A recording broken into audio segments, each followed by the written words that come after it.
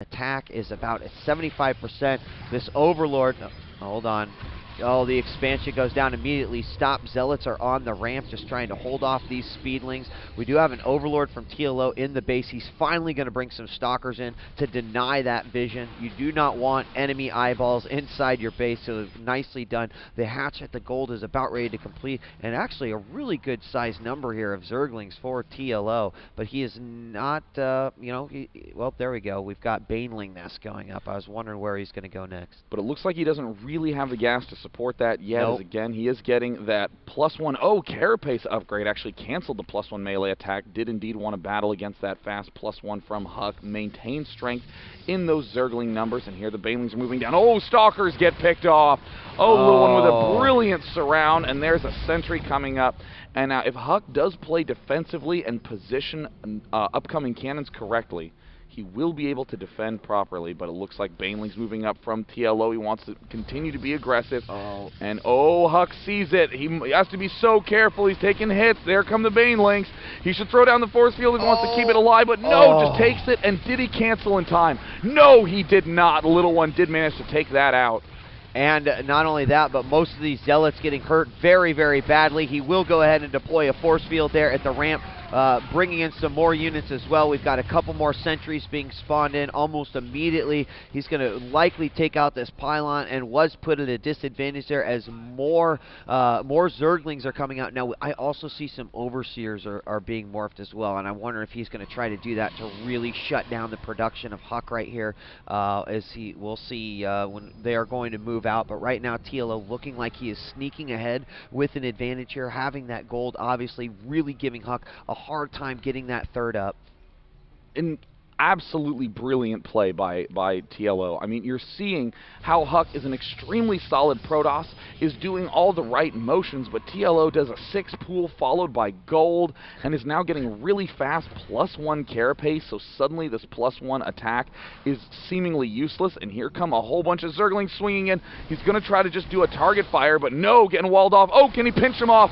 Almost getting all those Zerglings, but still very nice force fields by Huk.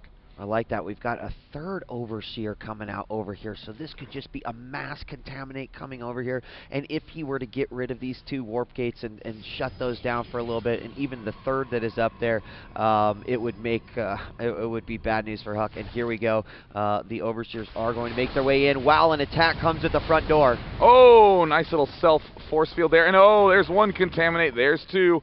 So currently very little production coming out for Huk, but Huk does have those 5 gateways coming up. Now, the one issue that TLO always has is when he gets a little too cute for his own good. We do see that +2 carapace coming out. That's obviously going to be an excellent play. But in the unit production, we see only Lings. We see Roach speed going down. If Huk just does a very nicely timed 5-gate push, it could be very difficult to deal with. And a nice move by Huk, bringing these Stalkers in to deal with these Overseers, but LiquidTLO reading that very nicely. He had the Overlord in there. He knew that there were no Stalkers and that he had surrounded and taken out the other Stalkers in the matchup, and so he was free to just fly around the base of Huk and do exactly that, stopping production just a little bit. The Lings are continuing. It does look like we're going to have a transition by TLO to Roaches, getting not only Burrow, but the speed as well, and this could be a really solid blow here. But Huk, comment on his recovery. I mean, that was a phenomenal defense at the start, but I still think it was a little bit too crippling of a blow to have that second wave of Zerglings sneak up the ramp, and the Overseers march right in again, spotting everything. Do they have enough energy for a contaminate? It looks like yes, but I think at this point in time, Huk is going to be pulling back to defend against these Overseers, and the little one is swinging farther and farther ahead with just solid Roach production. Yep, we've got a lot of Lings over here. The creep is continuing to spread out. Several Roaches out front the entrance of the gold, and we had TLO also take his natural as well. We have a nice little sized army here by Huk, but with the amount of Lings, not sure if he's going to turn any of those into Banelings, but the Roaches as well with the speed now, this could still be pretty devastating. Huk, though, confident that he's got to make some sort of a move and is moving out right now. Oh no, Roach Burrow going down right now. Huk now moving to the right side. No, actually pulling back to the left. No, the Zerglings are very hard to force field when they are on speed. But it looks like Huk going to chop that army in half. And oh no! The burrow from the little one, and he is now pulling back. And there's the unburrow. He's going to have to force field to play defensively, throwing down a huge wall, and the burrow again. And that is unbelievable play. Have never seen that before. And Huk now cannot push out until he has observers. Yeah, and he did put down that robotics facility before he pushed out. But the key thing is that TLO knew that he didn't have that. And as long as he wasn't in the base around cannons, he was going to be able to abuse burrow to his advantage. And that was just beautifully, beautifully done. He's now going to burrow some banelings just outside. And I love to see players do that. I think it is so incredible. It can completely soften up an army if used correctly, and I think that this is a great little build. Now keep in mind that robo facility is up, observers coming out, so the window for this working is small. I mean, but this still, I mean, that use of burrow just to completely circumvent the problems with force field. Yeah. Absolutely brilliant, and you know, Huk is doing the smart play now. He's getting 2 robos. When you are really far behind, a generally very good technique is just to mass up a huge one-punch army and hope to win with it. Has got to be really careful trying to inch those ranged units forward, and it looks like TLO is going to be pulling back, but Huk has a very small army compared to TLO. He really does. The amount of roaches continuing. We've got infestors coming out, 22 blings also going, and considering this, we saw a 6 pool at the beginning. Hive tech done for TLO. Adrenal glands on the way. We've got an Ultralisk cavern as well. That's quite the recovery considering we're 20 minutes on the clock. Just an absolutely amazing play, and you know, honestly, if this game is something that Huk loses and decides to rewatch again and again, he'll look to that very start where he was in a good position and just accidentally let those lings up into his base. And at the same time, we do have 2 Colossi moving out. Huge stream of lings, but doesn't get force fielded. And look at that creep spread by the little one, just inching it forward farther and farther and farther. It is insane. Of course, we got this forward pylon here to help reinforce. Lings from the front, Lings from the back. No, Lings are going to go into the front. Met by a few Colossi. They might be able to do some damage here. Gets down to about half health. He's going for that ledge, and he does manage to get up there. Meanwhile, we've got Huk continuing to just try to control this area outside his forward bases. And we do see the 2 Ultralisks are in production. We have the Adrenal Gland for the Zergling is just now finished. That does boost the attack speed, making Zerglings a little bit more potent than they already are. 4th base down, 5th base constructing, and Huk is going to do everything he can to just hold this watchtower and get his gold up and running. He is playing smart right now, but he is still in an extremely awkward position. Yeah, he is, and he's held on very, very nicely now, transferring a bunch of probes over to the gold, so definitely wanting to defend this particular location. Now trying to get rid of some of those creep tumors to stop that advantage, that mobile advantage there for TLO.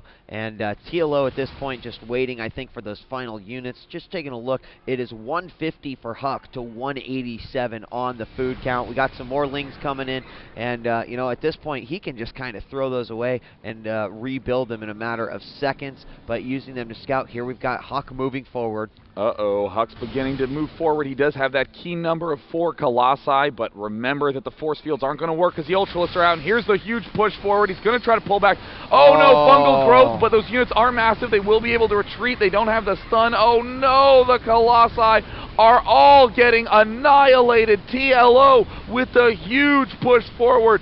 Staying maxed, more Colossi, more units swinging in. Transfuse on the Ultralisk to keep it alive a little bit longer. This 1 Colossi does fall. Huk doing everything he can to try to stay in this game, but there is almost no units remaining, and there's more Overseers getting morphed so he can disable those cannons with the Contaminate, and TLO may have just knocked his teammate out. Yeah, there's a couple more Ultralisks coming. A few Colossus are also coming out here as well, but against these roaches, they will fall quite easily. No ground support from gateway units.